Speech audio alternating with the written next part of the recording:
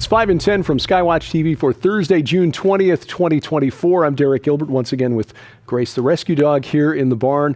And topic number 5 today is Israel. Several stories to report on here. First of all, Biden versus Bibi. The confrontation between the two leaders is becoming more open as Benjamin Netanyahu released a video on Tuesday criticizing the White House for slow walking and delaying promised shipments of arms that Israel says it needs to complete the job against Hamas.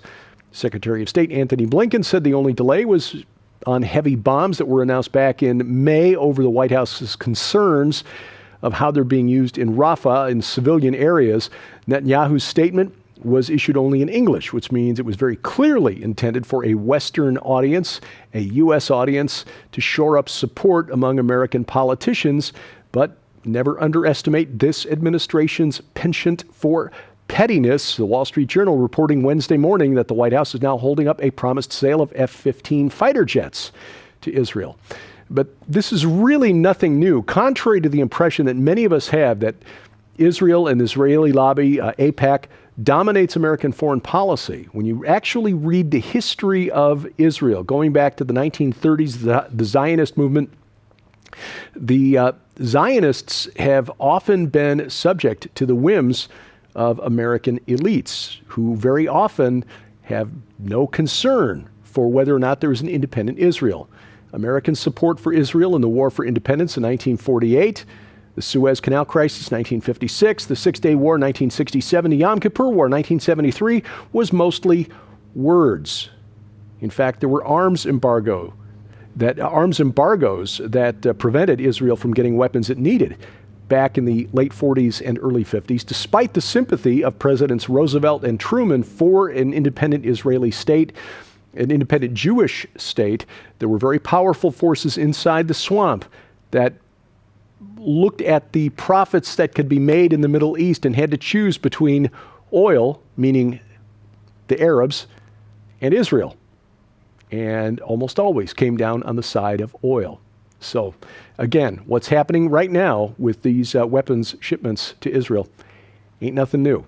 Meanwhile, the Pier to Nowhere is about to be dismantled, that $230 million pier, assuming that cost figure is accurate, since there were some unexpected cost overruns when the pier broke up in heavy weather and high seas a few weeks ago. The U.S. Army Pier at Gaza will be dismantled in the coming weeks, probably in July. Apparently, it's only been operational for only 10 days after its construction. So $23 million a day. That's not a lot. This is, frankly, one of the most expensive publicity stunts in human history.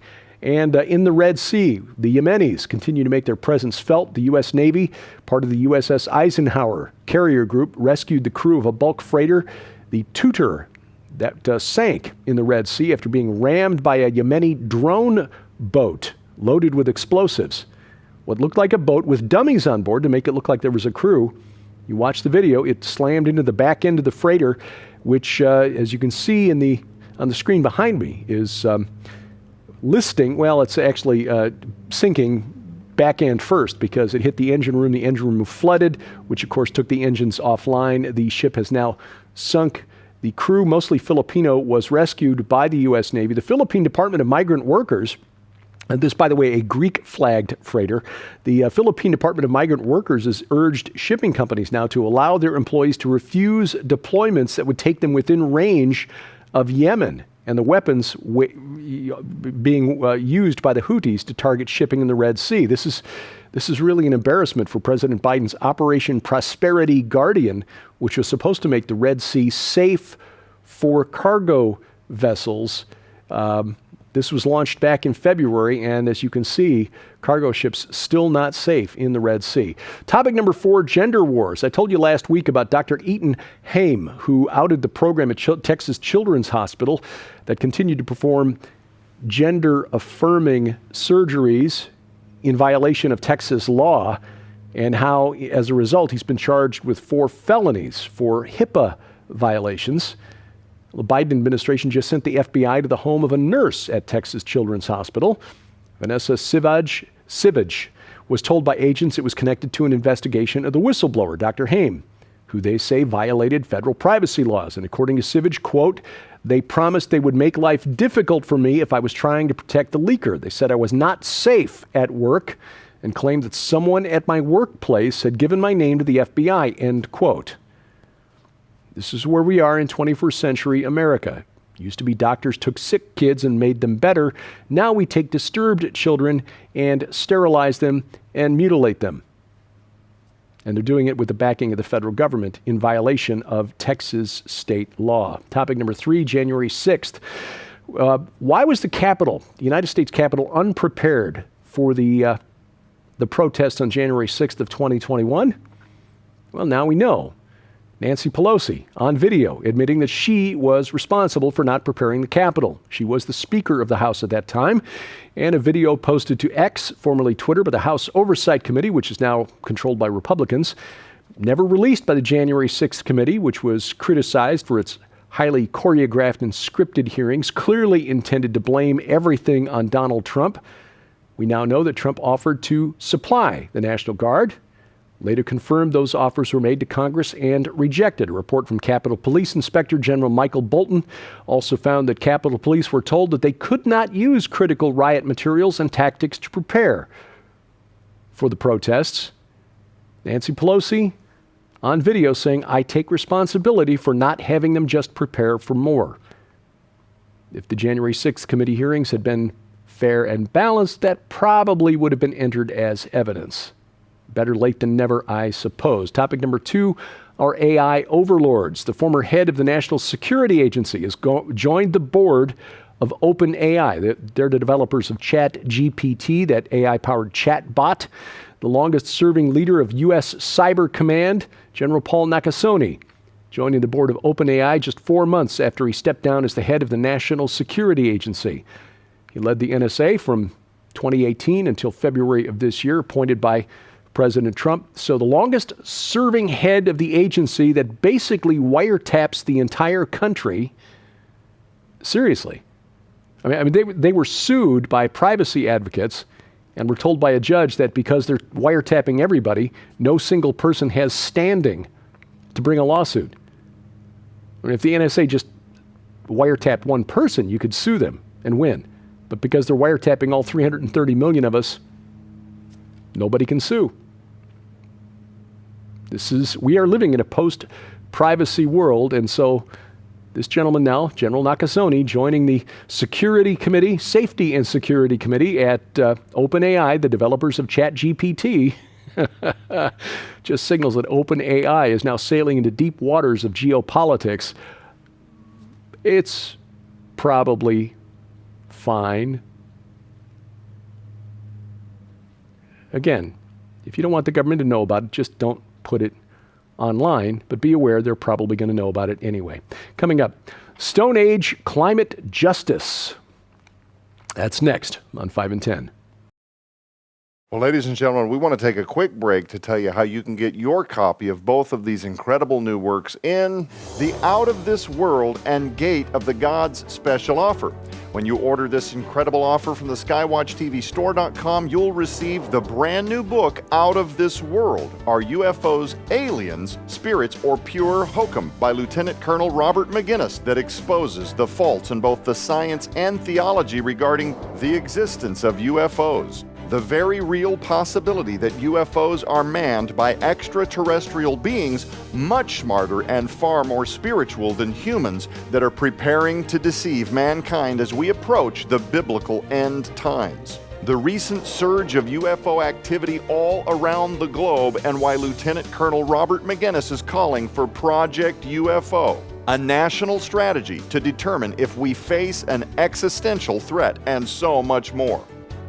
But that's not all. You'll also receive Gate of the Gods, Revelation, the Messiah, and the Second Coming of Babylon by Tyler Gilreath, that brings to life the war between Jesus Christ and the power of darkness as illuminated in the book of Revelation. A cosmic end-time struggle between the Hebrew king of promise and the Old Testament gods of Babylon. The hidden Babylonian framework in the book of Revelation that can only be seen through ancient Near Eastern eyes. Unmasking Babylon the Great, and more. Also included in this must-have special offer for a very limited time, Lieutenant Colonel Robert McGinnis's best-selling book, Give Me Liberty, Not Marxism, and his book, Kings of the East, China's Plan to Eliminate America and Impose a Communist World Order. All of these items hold a retail value of $84. Yours now for your donation of only $45, which includes free shipping to all U.S. orders.